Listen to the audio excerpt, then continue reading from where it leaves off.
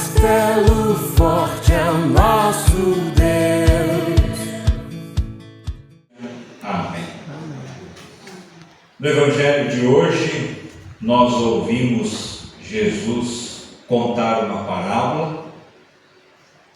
Se algum de vocês tem 100 ovelhas e perde uma, por acaso não vai procurá-la? E assim deixa no campo as outras 99 e vai procurar a ovelha perdida até achá-la. Quando a encontra, fica muito contente e volta com ela nos ombros. Chegando à sua casa, chama os amigos e vizinhos e diz: alegrem-se comigo porque achei minha ovelha perdida. Pois eu lhes digo que assim também vai haver muita alegria no céu por um pecador que se arrepende dos seus pecados do que por 99 pessoas boas que não precisam se arrepender. Palavra do Senhor Jesus Cristo para a igreja neste fim de semana. São 3 parábolas, 3 finais iguais e 3 percepções iguais. Nós temos o dono da ovelha, a dona da moeda e o pai dos meninos. Todos os 3 haviam perdido e agora encontraram.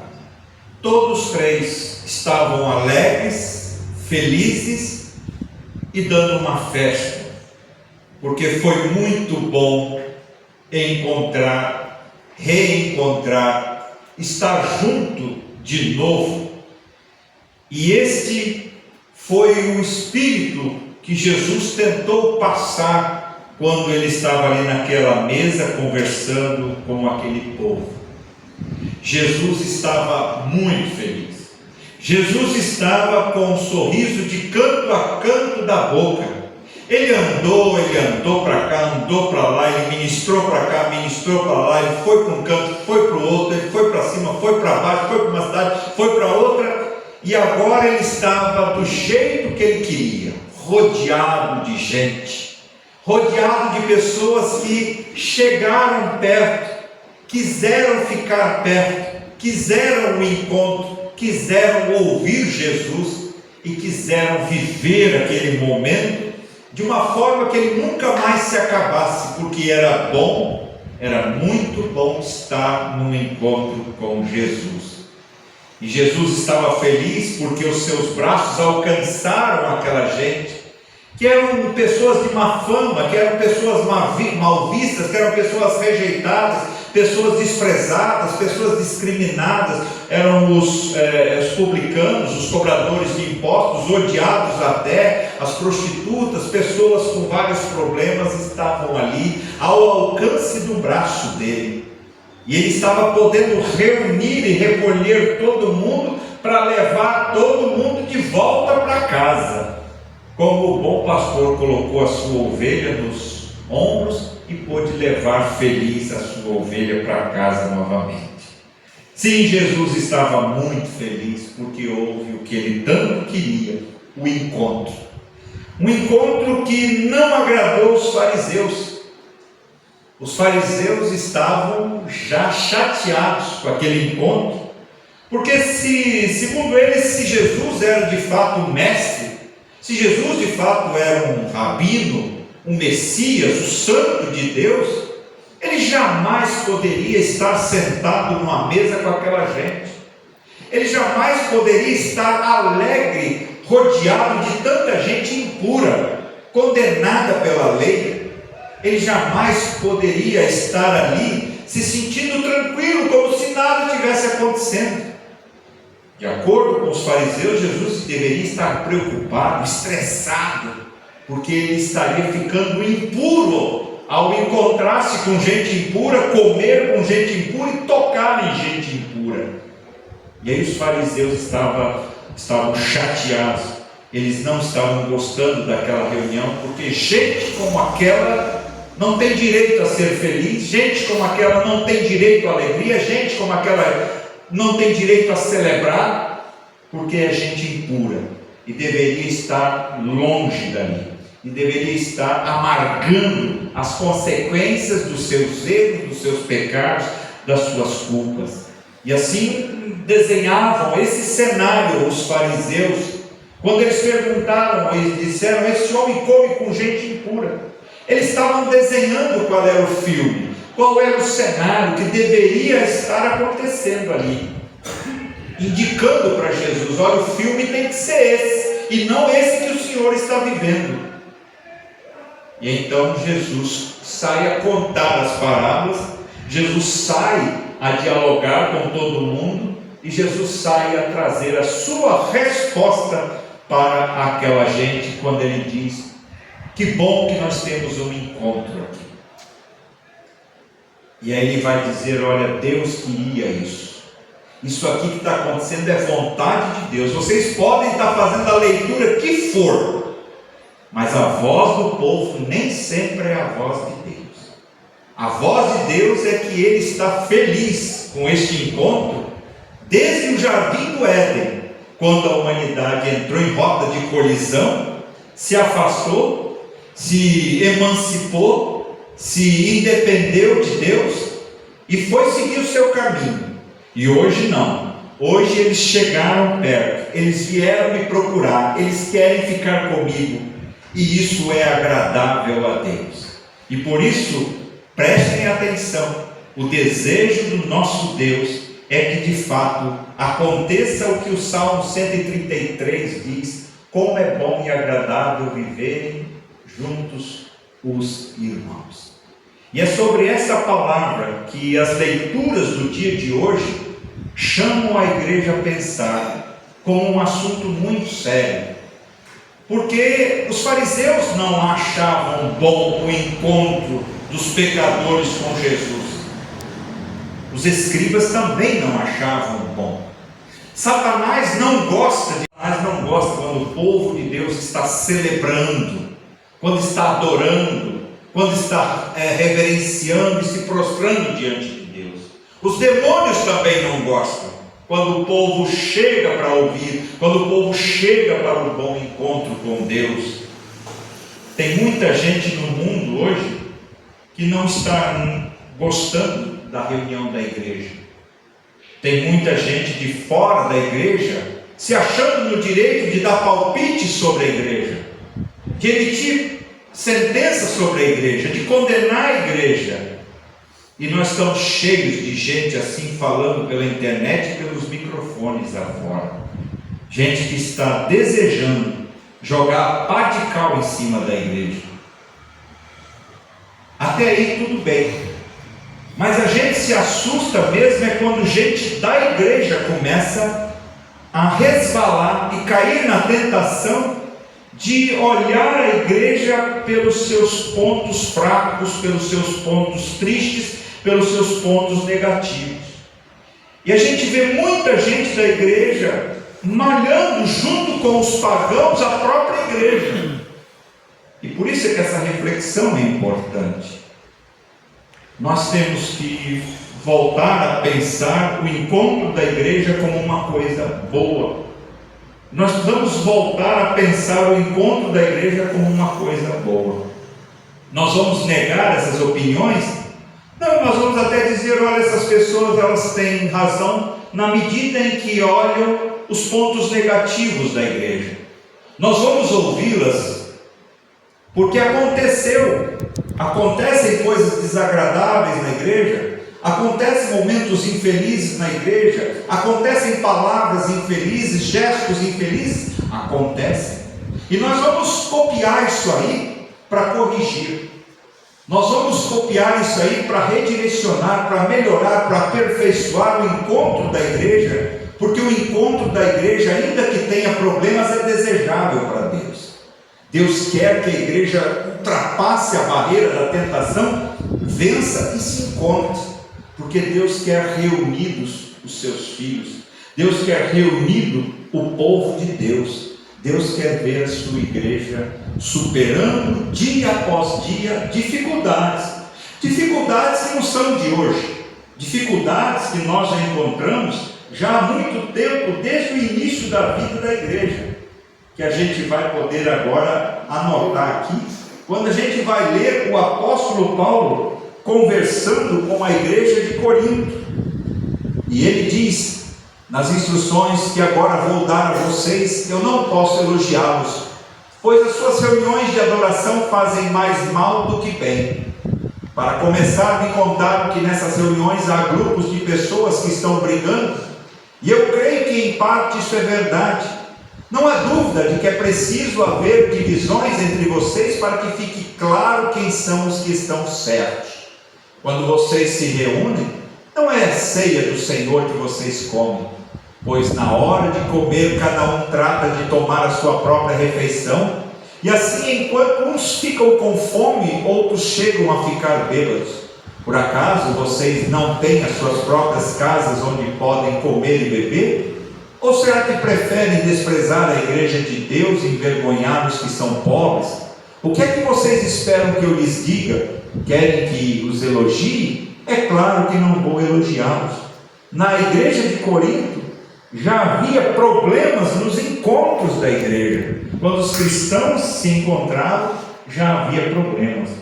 E de fato, então, há problemas, há dificuldades e há erros, mas não impede o encontro, não impede a necessidade do encontro. E é sobre isso que o Evangelho pede para a igreja nesse fim de semana, que acima de tudo a gente privilegie e priorize o encontro entre os filhos de Deus. Jesus, ele, quando foi a Jerusalém, subiu no Monte das Oliveiras e de lá ele disse: Jerusalém, Jerusalém, quantas vezes eu quis reunir vocês.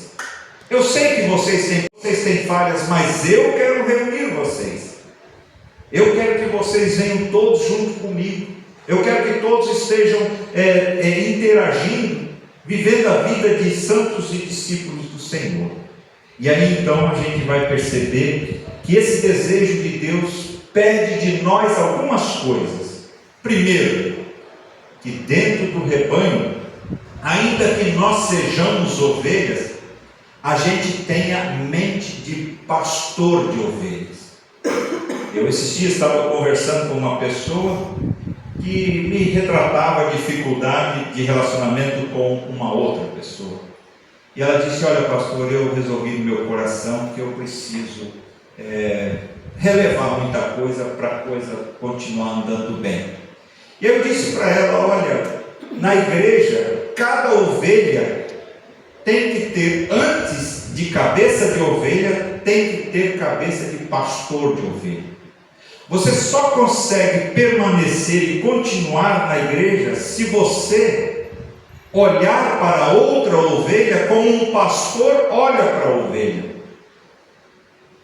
E aí eu disse: eu como pastor, eu sou uma ovelha também, mas eu tenho que olhar para as ovelhas da igreja como um pastor. Como o pastor olha, como o bom pastor olha, e tratá-las com o cuidado que um pastor trata. Se a gente fica na igreja só com a mente de ovelha, a gente não vai ficar na igreja.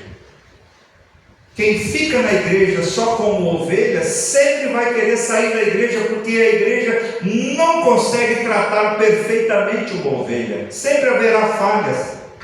E aí qual é a saída? A saída é eu adquirir a mente de Cristo, a mente do bom pastor, e olhar para os meus irmãos como alguém para quem eu vou dispensar cuidados.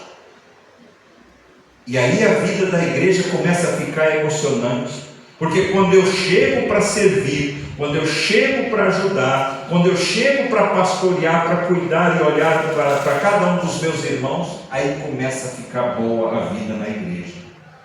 Porque só é feliz quem serve, só é feliz quem cuida, só é feliz quem está pastoreando. Então você se aproxima de um irmão, se aproxima de uma irmã, se aproxima de uma família, se aproxima de um problema, e você vai lá e com amor e cuidado você vai ministrando. Você vai fazendo o que o bom pastor faz. Ele pega a ovelha fraca e fortalece, a ovelha que está quebrada ele emenda, a ovelha que está doente ele cura. E assim o que vai acontecendo, milagre após milagre. E é disso que nós estamos falando quando se fala de encontro na igreja. Na igreja a gente não se encontra para festinha. Na igreja a gente não se encontra para divertir. A igreja não é lugar de entretenimento, como estão virando muitas igrejas por aí. A igreja é lugar de serviço, de cuidado, de muita gente que sai de casa, eu vou para a igreja que eu estou precisando ir na igreja. Se ele chega na igreja, ele encontra um irmão que está disposto a ouvi-lo, a abraçá-lo, a falar uma palavra de edificação, ele sai de lá curado, sai de lá restaurado. E é para esse caminho que todos nós precisamos caminhar. Eu vou para a igreja com a mente de um pastor de ovelhas. E assim então a vida começa a mudar para mim e começa a mudar para todos que estão ao meu redor. A igreja é um lugar onde a gente corre um grande risco de sabotagem. A igreja é um lugar onde a gente corre o risco de trabalhar contra.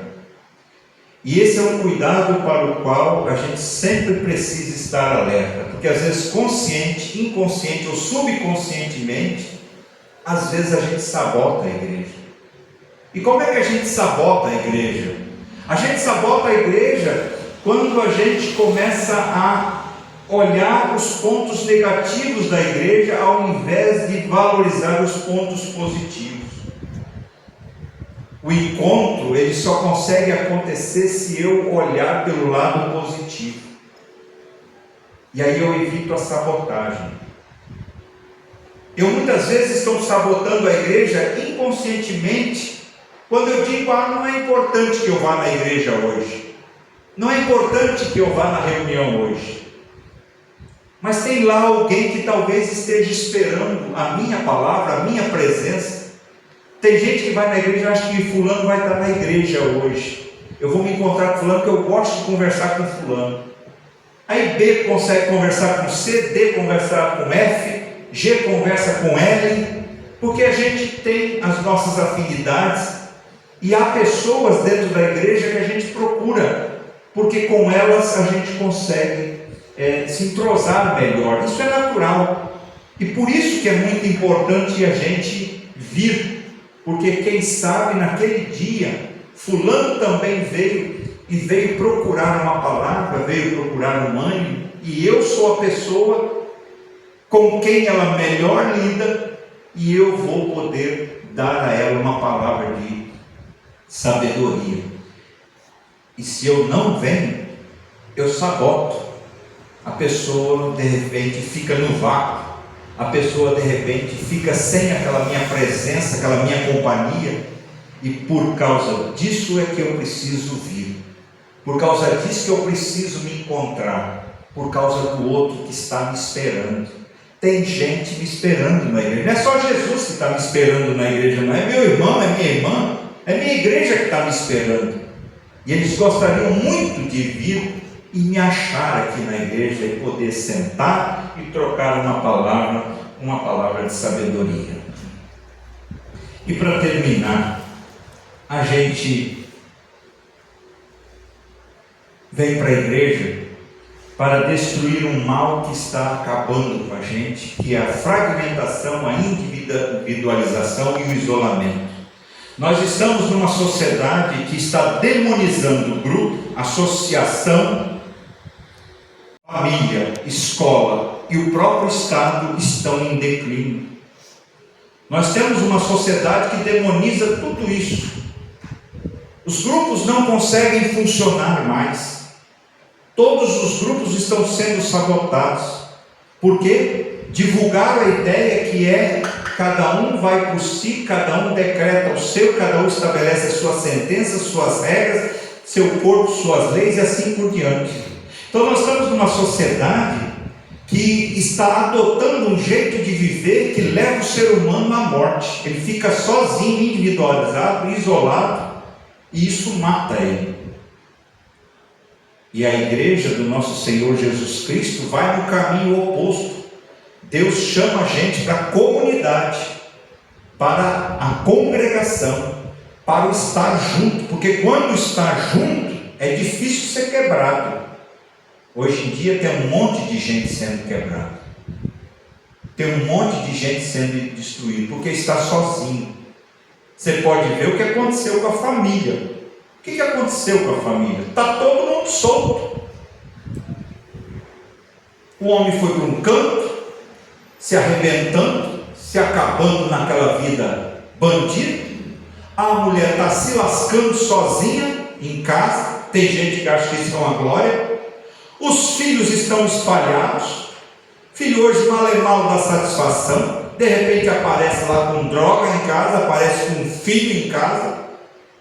E aquilo fica um salseiro danado. Por quê? Porque a família foi desintegrada. E é uma hipocrisia das autoridades chamar a família para resolver. Que família? Se eles se encarregaram de destruir a família, agora fica pedindo família para resolver problema?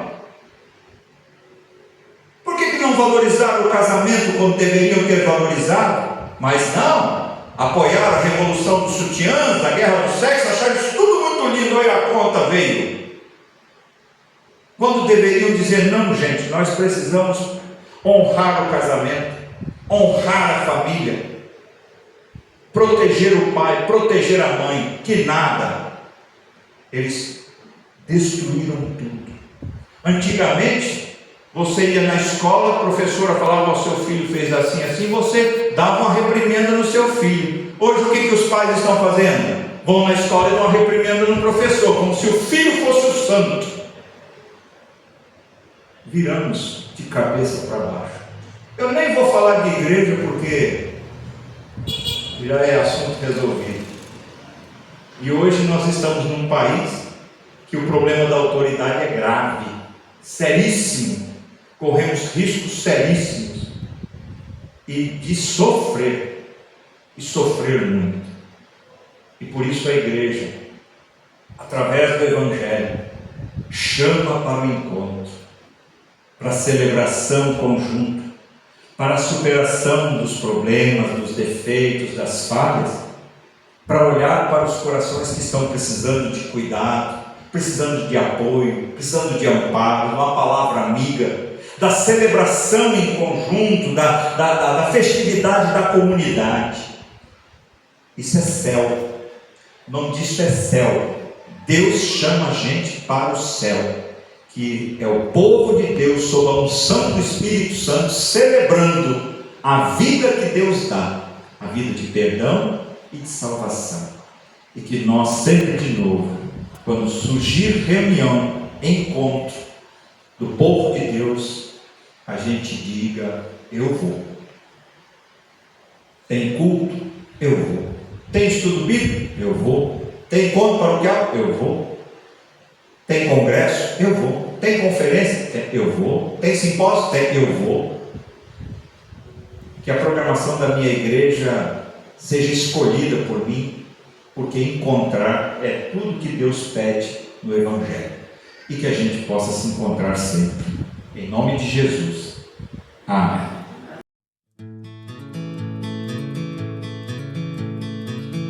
Castelo forte é o nosso Deus.